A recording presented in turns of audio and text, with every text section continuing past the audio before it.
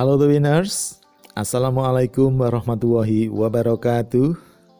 Bersama Ayu Ngomong Inggris, kita akan belajar The Essentials of English Grammar, intisari dari grammar bahasa Inggris. Sebelum kita mulai, untuk yang belum subscribe, silakan subscribe dan aktifkan tanda lonceng. Ini dia pembahasan kali ini. Parts of speech, bagian-bagian kalimat. Adverb atau kata keterangan. Hal pertama yang perlu diperhatikan tentang adverb atau kata keterangan yaitu jenisnya. Kita bagi dulu menjadi 3 bagian. Simple adverb, kata keterangan sederhana. Interrogative adverb, kata keterangan penanya. Relative adverb, kata keterangan penghubung. Masing-masing kita bagi lagi menjadi beberapa bagian atau kelompok. Kelompok pertama, frekuensi adverb atau number adverb. Kata keterangan tentang frekuensi atau angka. Contohnya, twice, 2 kali, always, selalu, dan lain sebagainya. Yang kedua, extent adverb atau degree adverb atau quantitative adverb. Kata keterangan mengenai taraf atau tingkatan atau urutan.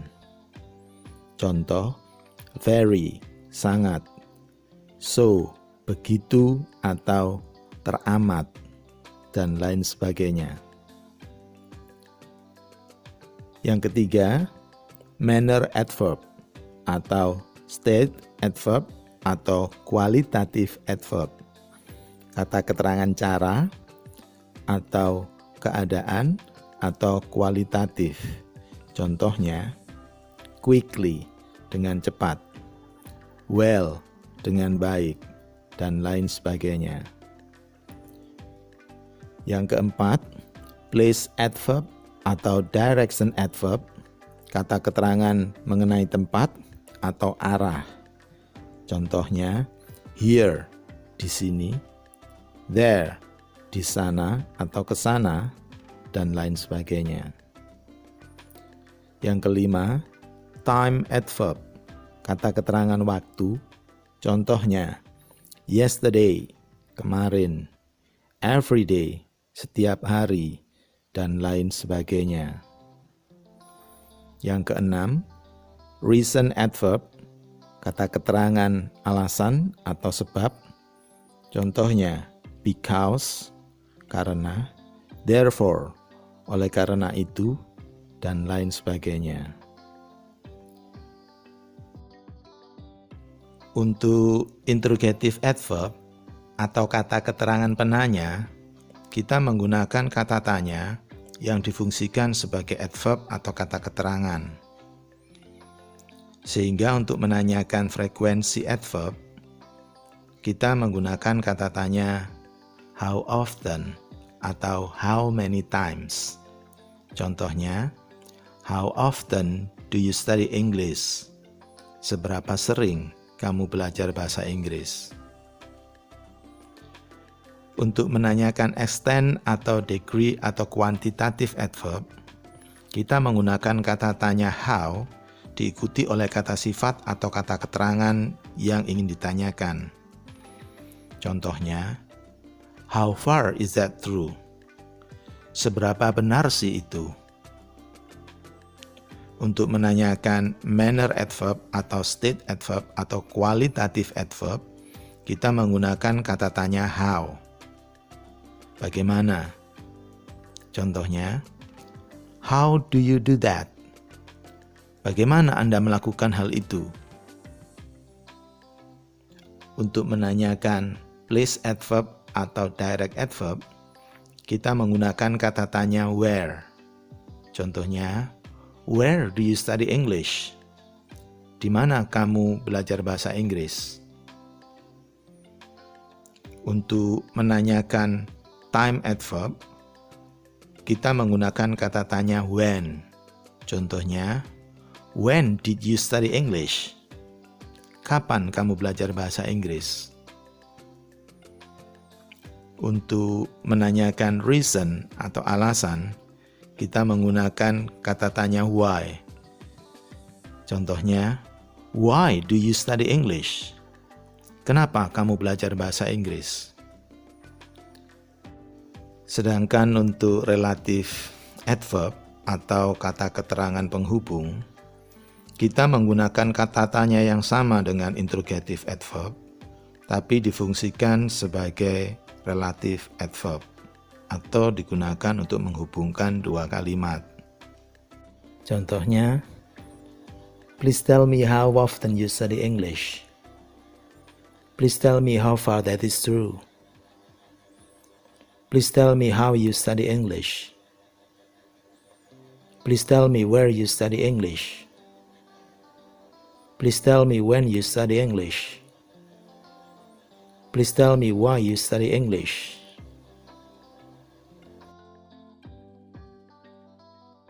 Hal kedua yang perlu diperhatikan tentang adverb atau kata keterangan yaitu bentuknya. Ada banyak kata keterangan yang dibentuk dari kata sifat dengan menambahkan akhiran ly. Contohnya, sedih, sad, dengan sedih, sadly. Cepat, quick, dengan cepat, quickly. Pelan, slow, dengan pelan, slowly. Tenang atau diam, quiet, dengan tenang atau dengan diam-diam, quietly. Indah, beautiful, dengan indah, beautifully. Sopan, polite, dengan sopan, politely. Rendah hati, humble, dengan rendah hati, humbly. Sederhana, simple, dengan sederhana atau secara sederhana, simply. Namun demikian, ada beberapa kata sifat yang bentuknya sama persis dengan kata keterangannya. Contoh, salah, wrong, dengan salah, wrong. Cepat, fast, dengan cepat, fast. Keras atau rajin atau giat, hard, dengan keras, dengan rajin atau dengan giat, hard. Terlambat, late, dengan terlambat, late. Bahkan ada kata sifat yang bentuknya berubah total ketika menjadi kata keterangan. Contohnya, baik, good, dengan baik, well.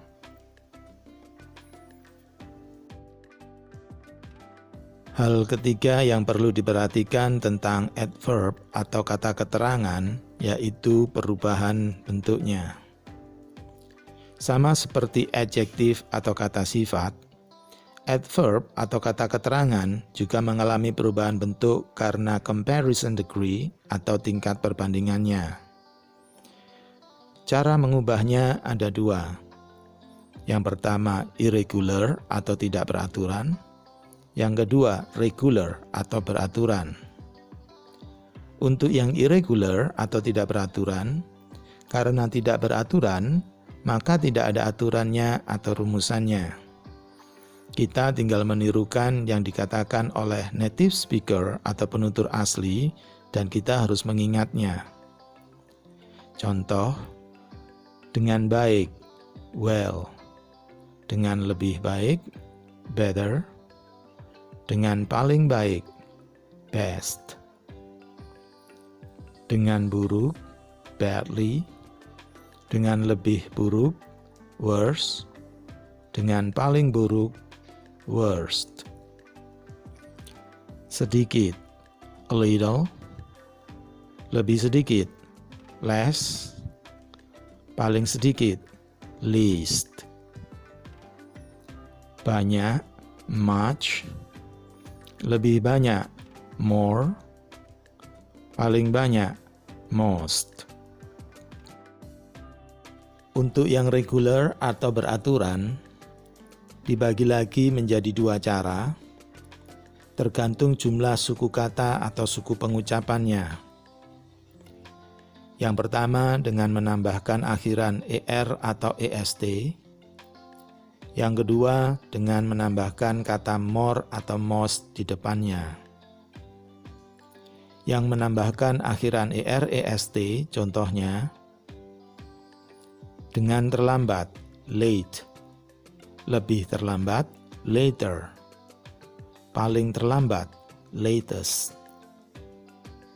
Dengan rendah, low. Lebih rendah, lower. Paling rendah, lowest. Dengan segera, soon. Lebih segera, sooner. Paling segera, soonest. Pagi-pagi atau awal, early. Lebih awal, earlier. Paling awal, earliest. Yang menggunakan tambahan more atau most di depannya, contohnya, dengan pelan, slowly. Lebih pelan, more slowly. Paling pelan, most slowly. Dengan indah, beautifully. Lebih indah, more beautifully. Paling indah, most beautifully. Perhatikan, aturan perubahan tingkat perbandingan kata keterangan atau adverb sama dengan aturan perubahan tingkat perbandingan untuk kata sifat atau adjektif. Hanya saja ada sedikit perbedaan. Jika kata keterangan atau adverbnya dibentuk dari kata sifat yang ditambahkan akhiran ly, tidak peduli berapapun suku kata atau suku pengucapannya, aturan tingkat perbandingannya menggunakan more dan most. Perhatikan contoh early dengan slowly. Early, kata keterangan atau adverb yang tidak dibentuk dari kata sifat, maka tingkat perbandingannya early, earlier, earliest. Karena terdiri dari dua suku pengucapan dan akhirannya y, termasuk w-o-y-r-e. Sedangkan slowly, karena dibentuk dari kata sifat slow dengan menambahkan akhiran ly, sehingga akhirannya adalah y, termasuk w-o-y-r-e, maka tingkat perbandingannya slowly, more slowly, most slowly.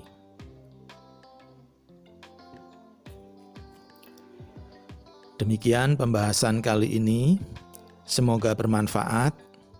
Untuk yang belum subscribe, jangan lupa subscribe dan aktifkan tanda lonceng. Terima kasih. Wassalamualaikum warahmatullahi wabarakatuh.